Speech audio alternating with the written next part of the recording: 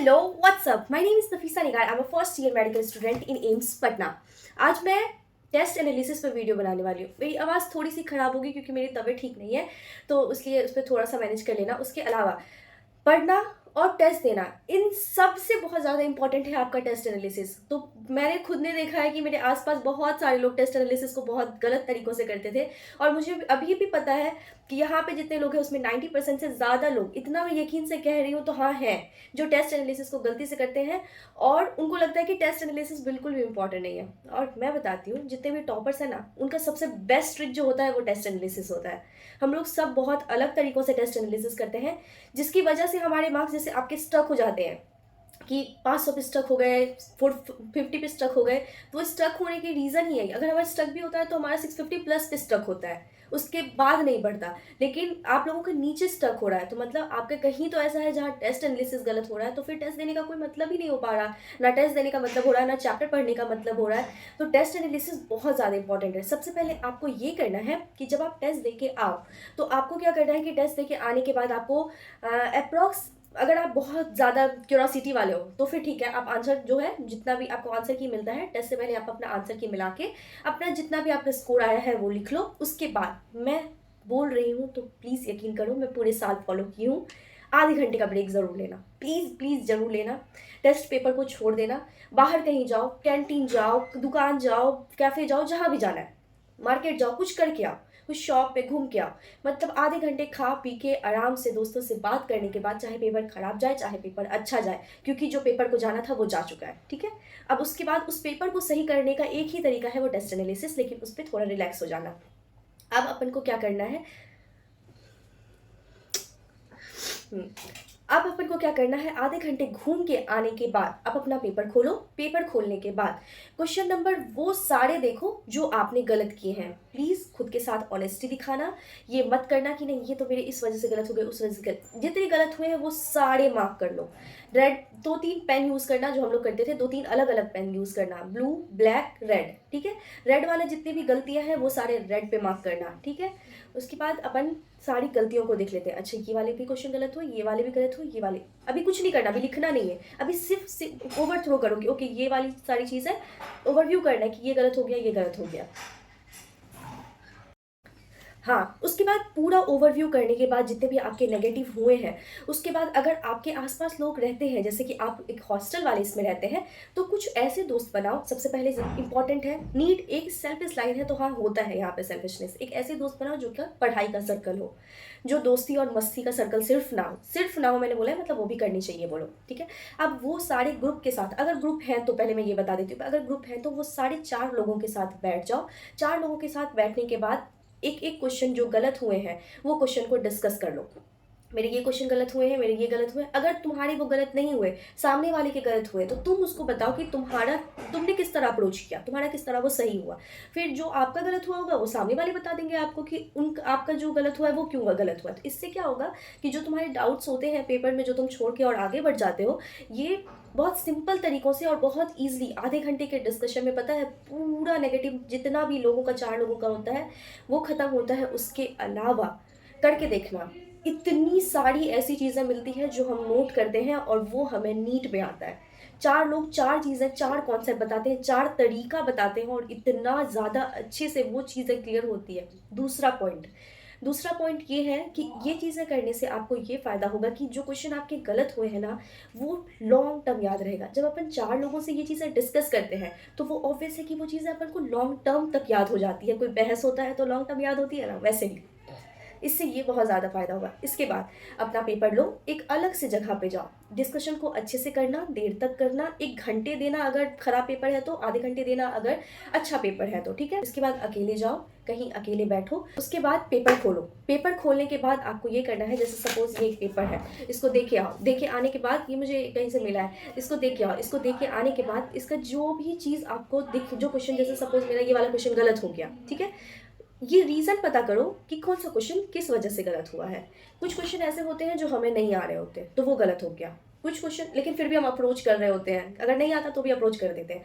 कुछ क्वेश्चन हमारे इसलिए गलत होते हैं क्योंकि सिली हो जाता है। कुछ इसलिए गलत होते हैं कि पढ़ा तो था बट याद ही नहीं आ रहा था, वहाँ पे एकदम याद नहीं आ रहा था, है ना ऐसा।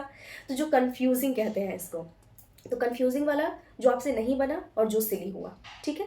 ये सारी चीज़ें आपको उस क्वेश्चन के साइड में लिख देना है, या फिर जहाँ पे आप नोट कर रहे हो, जो एक कॉपी ज़रूर बनाना है टेस्ट एनालिसिस का कॉपी, इस तरह रख लो प्लीज़। टेस्ट एनालिसिस का कॉपी ज़रूर बनाना, उसके ऊपर जहाँ पे भी आपका जो भी टेस्ट है, यहाँ पे जैसे सपोज आपका AITS है, AITS 1, AITS 2 जो भी है, AITS मतलब आपके अलग अलग इंस्टीट्यूट में, मेरे यहाँ पे AITS होता था इसलिए आदत है।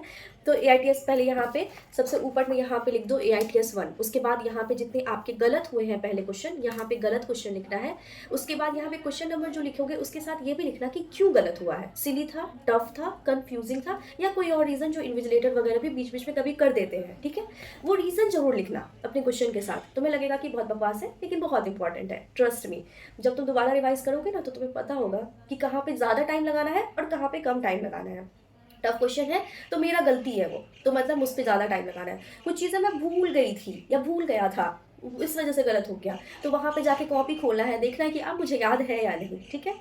उसके बाद आपको इस तरह से करके अपनी सारी जो गलतियां हैं वो अच्छे से फिल्टर करो, अच्छे से उस पर एक एक क्वेश्चन, जितने भी क्वेश्चन है एक एक क्वेश्चन पे देखो कि क्यों गलत हुआ। उसके साथ हाँ एक और चीज़, जो भी क्वेश्चन आपके जिस भी जगह से गलत हुए हैं प्लीज़ उसका NCERT खोलो। NCERT खोलने के बाद वही क्वेश्चन का वो कॉन्टेक्स्ट जाके NCERT से पढ़ो, और हाँ ऊपर का भी थोड़ा और नीचे का भी थोड़ा सा पढ़ लेना। इससे क्या होता है कि वो वाला लाइन भी पढ़ लिए और दो चार ऊपर वाला पैराग्राफ भी हो गया, तो ये ज़रूर करना। उसके अलावा फिजिक्स में जो गलतियाँ हुई हैं प्लीज़ अपना नोट्स खोलो, नोट्स खोलो, मॉड्यूल मत खोलना, नोट्स खोलो। नोट्स से मत भागो, नोट्स से ज़्यादा अच्छा आपका साथी कोई बन ही नहीं पाएगा। जो सीक्रेट हमारा है ना वो नोट्स है। सब नोट्स छोड़ देते हैं और नोट्स से एकदम भागते हैं। नोट्स खोलो सबसे पहले, उसके बाद नोट्स खोलने के बाद वहाँ पे जाओ, और वहाँ पे जाने के बाद देखो कि नोट्स में कहाँ क्या लिखा हुआ है, जो मैं वहाँ पे एक पॉइंट में मिस्टेक कर गया, जो गलत हो गया मेरा वो क्वेश्चन, ठीक है। उसके बाद जब अपन इस तरह से कर लेंगे तो हर एक क्वेश्चन जो है ना पूरा फिल्टर हो जाएगा। एक बार दोस्तों के साथ कर लिया, एक बार खुद से सिली और कंफ्यूजिंग और टफ को अलग कर लिया, एक बार NCERT और नोट से पढ़ लिया, तो फिर उसके बाद वो जो है वो तुम्हें हमेशा याद रहेगा, ठीक है। तो इसलिए इस चीज़ों पे ध्यान देना। और फिर उसके बाद अब हो गया सारी गलतियाँ, गलतियों के बाद पेपर ख़त्म नहीं होता। तुमने बहुत तुक्के मारे हैं टेस्ट में, मैं भी करती थी, डोंट वरी, सबका होता है। मैंने बहुत तुक्के मारते थे बीच बीच में, तो लगता है ना कभी कि ओहो यहाँ पे ऐसा होना चाहिए, आता है कैसे मिस करते हैं ना, होता है ना, तो होता है, सबके साथ होता है, डोंट वरी। तो फिर मैं क्या करती थी, तो वो जो तुक्के वाले क्वेश्चन हैं तुम्हारे, अब पूरे पेपर में एक बार तुम अपने तुक्के निकाल लो, प्लीज़ निकालना, ज़रूर निकालना। वो तुक्के तुम्हारे मे भी टेस्ट में सही हो, लेकिन वो तुक्के थे ना, तुम्हें नहीं पता था उसका कॉन्सेप्ट नहीं था ना, तो फिर वो चीज़ें वापस से जब आएगी ना तो तुक्के नहीं लगेंगे, और नहीं ही लगते हैं। पता है कई बार होता था कि एक बार क्वेश्चन मैंने कर लिया तुक्के से, मैं उसको एनालिसिस ढंग से नहीं की, दोबारा वो क्वेश्चन आ जाता था और मेरा गलत होता, मैं सोचती थी मैं तो बनाई थी, कैसे गलत हो गया, तुक्के मारे थे मैंने। ये मत करना। आप भी जो भी आपके तुक्के के क्वेश्चन होंगे वो सारा क्वेश्चन को एक बार देख लो, पूरा पेपर। अब इसमें देखो एक और फ़ायदा क्या होगा, क्वेश्चन नंबर 1 से लेके अपने क्वेश्चन नंबर 180 तक जाओगे, तो ये पूरा क्वेश्चन जब देखोगे ना तो फिर तुम्हें ये भी तो होगा कि एक बार वापस से पेपर भी तो हो गया। बहुत सारी चीज़ें आँख के सामने से जाती है। बहुत बार हम बहुत क्वेश्चन पे रुकते हैं कि यहाँ पे मैं रुका था, लेकिन मेरा ये क्वेश्चन बन गया। मैं होता है ना कोई क्वेश्चन ऐसा होता है कि टाइम दिए बन गया, लेकिन एक बार और देख लेते हैं इसको, जो हमें शायद बाद में टाइम नहीं मिल पाएगा। तो इसलिए प्लीज़ ये करना ज़रूर कि अपने जो भी तुक्के वाले क्वेश्चन हैं वो सारे को फ़िल्टर आउट कर लेना। उसके बाद जो क्वेश्चन आपने छोड़ दिए हैं, जो आपके नहीं बने हैं, मैं ऐसे आप लोगों से सबसे रिक्वेस्ट करूँगी कि कोशिश करो कि तुक्का जितना मिनिमम हो सके तुक्का उतना ही कम मारें। तुक्का मत मारो, आदत बहुत बुरी लगती है तुक्का मारने की, और हर जगह तुक्का मारने लग जाते हैं, तो ये मत करो। और स्पेशली अभी जब आपका टेस्ट चल रहा है, टेस्ट सीरीज़ में भी आप चल रहे हो, तो अभी तुक्के ना मारो। भले नीट में ना कभी कभी ऐसा होगा कि 70% आता है तो तुक्का मार लेना, 60% आता है तो तुक्का मार लेना, लेकिन अभी जब टेस्ट है जहाँ तुम्हें सीखना है तो वहाँ मत तुक्के मारो। तो उसके बाद देखो, जब तुम पूरा जो छोड़ दिए हो क्वेश्चन, अब वो सारे क्वेश्चन को आपको इस वाली कॉपी में, वापस से इस वाली कॉपी में सारे जितने भी, जब तुमने पूरी गलतियाँ लिख ली उसके बाद नीचे लिखना जो छोड़े हुए क्वेश्चन है, लेफ्ट क्वेश्चन लिखते हैं, ठीक है, लेफ्ट क्वेश्चन लिखो। उसके बाद अपना फिजिक्स, केमिस्ट्री, बायोलॉजी इस तरह से करके इसमें ज़रूर लिखना, ठीक है। इस कॉपी में होने चाहिए तुम्हारे वो सारे छोड़े हुए क्वेश्चन जो तुमने पेपर में छोड़ दिए हैं, क्योंकि जो छोड़े हुए क्वेश्चन है ना वो वही क्वेश्चन है जो तुम्हारे नीट में आने वाले हैं, ठीक है। वो क्वेश्चन हार्ड था इसलिए वो आपसे नहीं बना, या वो क्वेश्चन ऐसा था जहाँ पे आप भूल रहे हो, और पता नहीं ऐसा होता है, सबके साथ होता होगा, जो चीज़ें नहीं आ रही हो ना वही आता है पेपर में, लगता है कि छोड़ो ना, इतना सा छोड़ देते क्या ही हो जाएगा, और वही आ जाता है पेपर में। इसलिए सारे उस वाले क्वेश्चन पे वर्क करना। फिर सब कुछ करने के बाद अपना नोट्स अच्छे से हर टेस्ट में मेंटेन करना, हर टेस्ट में मेंटेन करना। प्लीज़ एक भी टेस्ट में बहानेबाज़ी मत देना। अगर तबीयत भी ख़राब हो ना, तो भी इतना सा करना कि टेस्ट एनालिसिस ज़रूर करके सोना। टेस्ट आने के देने के बाद थोड़ी-सी भी तबीयत ठीक लगे ना, 1 घंटे 2 घंटे ही देना टेस्ट एनालिसिस में, लेकिन टेस्ट एनालिसिस बिल्कुल मिस मत करना। हम लोगों का सच में वही एक सीक्रेट है जिसकी वजह से हम लोग वहाँ होते हैं, और वही एक ख़राब चीज़ है जो बहुत सारे अच्छे बच्चे भी पीछे रह जाते हैं क्योंकि वो टेस्ट एनालिसिस अच्छे से नहीं करते हैं अपना। फिर टेस्ट एनालिसिस करो, टेस्ट एनालिसिस करने के बाद अपना जो नेगेटिव पॉइंट मिला है, उसी रात में वो सारे पॉइंट्स को पढ़ते चले जाओ अपने एनसीईआरटी से, जहाँ पे आपने बायो में गलती किया, केमिस्ट्री में जो फिजिकल में मॉड्यूल में जहाँ पे भी नोट्स में गलती किया, वो सारी चीज़ें 2-3 घंटे टेस्ट एनालिसिस करने के बाद जितना भी नेगेटिव हुआ है वो सारों का वापस से जाके एक बार अच्छे से पढ़ेंगे उसको, सारी जगह से, नोट से, एनसीईआरटी से, और उसके बाद तुम्हारा वो सेटिस्फैक्शन का लेवल, और फिर जाके सो सुकून से। तो तुम इससे क्या होगा कि तुम्हारे नेगेटिविटी पे काम कर रहे हो जो तुम कर नहीं रहे, जो तुम हर बार क्या कर रहे हो कि टेस्ट दिए हो क्या, पेपर फेंको सो जाते हैं, अगले टेस्ट का तैयारी कर लेते हैं, फिर अगली बार टेस्ट देंगे, पेपर फेंको और सो जाते हैं। ऐसा नहीं करना। पेपर दे रहे हो तो उसको यूज़ करो, वो तुम्हारा आईना है जो तुम्हें नीट पे मिलेगा। तुम्हारे सब्जेक्ट नीट में नहीं होंगे, तुम्हारे चैप्टर्स नहीं होंगे, तुम्हारा पेपर होगा तुम्हारे पास। इसलिए, और हाँ, इस तरह से जब तुम टेस्ट भी दो, जब भी तुम्हारे 14 डेज़ 7 डेज़ पे टेस्ट हो रहे हैं, प्लीज़ अपने ऑनेस्टी के साथ देना। अपने जो भी चैप्टर्स आ रहे हैं उसको मतलब अपना जान लगा के कंप्लीट करो। सच में ये एक वर्ड है जो जान लगा ही दो। अब जो दिसंबर वाला टाइम आ रहा है, अब से अप्रैल तक कंटिन्यू तुम्हारे टेस्ट एनालिसिस होनी चाहिए, एक एनालिसिस तुम्हारे पास होना चाहिए, ठीक है? जो चला गया वो कोई बात नहीं, अब तुम उतना पेपर तो नहीं कर पाओगे, वो तुम्हारा मेजर में रिवाइज हो जाएगा। मेजर कंटिन्यू होगा तो मत करना कि नहीं नहीं मुझे तो बहुत 20 चैप्टर्स पढ़ने हैं, टेस्ट एनालिसिस को छोड़ो, 4 दिन बाद मेजर है, जल्दी जाते हैं। ये मत करना, बहुत ही ख़राब चीज़ है। टेस्ट एनालिसिस ज़रूर करना हमेशा, ठीक है? उसके बाद कंटिन्यू टेस्ट एनालिसिस करने के बाद कोशिश करो हर टेस्ट में एटलीस्ट 15 से 20 नंबर इंक्रीज़ करना है। हर टेस्ट में 20 नंबर इंक्रीज़ करना है, बहुत ज़्यादा इंपॉर्टेंट है। अब टेस्ट एनालिसिस कर लो, टेस्ट एनालिसिस करने के बाद अब कंटिन्यू सेल्फ टेस्ट एनालिसिस करने के बाद अपने आप को हमेशा ट्राई करना कि 10 नंबर 20 नंबर इंक्रीज़ करते रहें, ताकि जब हमारा मेजर स्टार्ट हो तो हम इस कंडीशन पे तो रहें कि 550 तक तो चल रहे हैं हम, ठीक है? और अगर किसी इंस्टीट्यूट का बहुत ही हार्ड पेपर आ रहा है तो प्लीज़ ईजी पेपर भी ज़रूर देना, ठीक है? अगर आपके मार्क्स इंक्रीज़ नहीं हो रहे हैं तो मैं ये कहूँगी कि अगर आपके मार्क्स इंक्रीज़ नहीं होते तो ट्राई करो कि कहाँ पे ऐसा लूप होल है, कहाँ पे जब तुम टेस्ट एनालिसिस करोगे तो तुम्हें मिलेगा वो चीज़ कि कहाँ ऐसी गलतियाँ हैं जो मैं हर टेस्ट में रिपीट कर रही हूँ, वो सेम रिपीट है, सिली मिस्टेक है तो हर टेस्ट में सिली ही मिस्टेक हो रहा है। कुछ ऐसे लोग होते हैं जो 7-8 सिली मिस्टेक करते हैं, मुझे देख लो ना, हमेशा ही करती थी मैं टेस्ट में सिली मिस्टेक, 8-8 सिली मिस्टेक्स होते थे मेरे। तो इस पे वर्क करना, मेरा शुरू में बहुत ज़्यादा होता था, धीरे-धीरे मैंने कम किया था। आप भी देखना कि कहीं तो ऐसा है जहाँ पे मैं सिली मिस्टेक कर रही हूँ, तो मतलब मुझे नेक्स्ट टेस्ट में सिली मिस्टेक पे काम करना है। मतलब पेपर को एकदम ध्यान से पढ़ना है, एक-एक क्वेश्चन को एकदम ध्यान से पढ़ना है, ठीक है?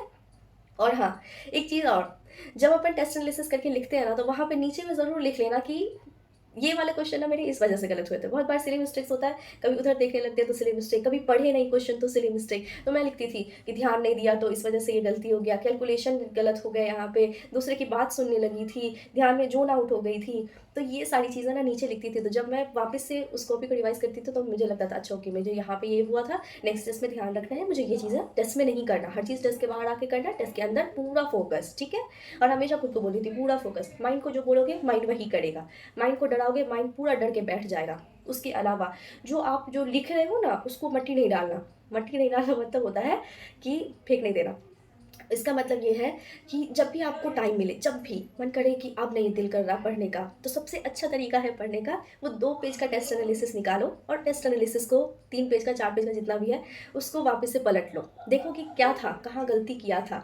एक कॉपी ले लो, रफ कॉपी, फटाफट से ऐसे बनाते जाओगे धीरे धीरे, तो इससे तुम्हारा टेस्ट एनालिसिस भी हो गया, वापस से रिवाइज भी हो गया, पढ़ाई भी हो गया और टाइम वेस्ट भी नहीं हुआ। और ट्रस्ट में करके देखना तुम 1 महीने, अगर मार्क्स नहीं इंक्रीज़ हुए 10, 20, 30, 50 मार्क्स, तो फिर मुझे बताना, ठीक है? अपना बहुत सारा अपना बहुत सारा ख़्याल रखना, अपने ड्रीम का बहुत सारा ख़्याल रखना, ध्यान रखना कि तुम किस चीज़ के लिए स्टार्ट किए हो। यहाँ आने के बाद लाइफ बहुत ज़्यादा टफ है, भले उसके साथ मस्ती है लेकिन बहुत प्रेशर है, ठीक है? और अपने आस-पास वालों का भी ध्यान रखना।